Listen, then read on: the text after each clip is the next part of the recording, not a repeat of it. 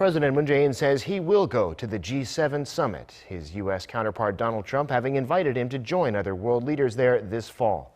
If South Korea is one of the 11 or more countries potentially attending, the Blue House says that'll raise the country's global standing. Kim Min-seok reports. South Korea would become one of the countries that leads the world order should it become part of the so-called Group of 11. Seoul's top office said Tuesday that President Trump's offer to join the G7 meeting in September is not a one-time offer, but rather an invitation to join a new global system that would elevate the country's national status.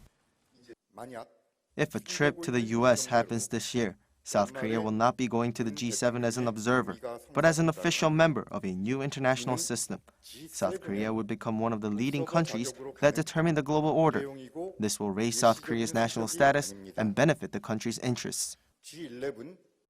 Trump officially invited President Moon in a phone call on Monday, reiterating that the G7 is outdated and doesn't represent the current international situation. The U.S. leader had earlier said that he was postponing the G7 summit until the fall and that he wanted to invite the leaders of South Korea, Australia, Russia, and India, expanding the G7 to a G11 or G12. Moon accepted the offer, saying that Seoul will fulfill its role in the areas of COVID-19 quarantine and economy. He agreed that the G7 has limitations in dealing with global issues and finding solutions.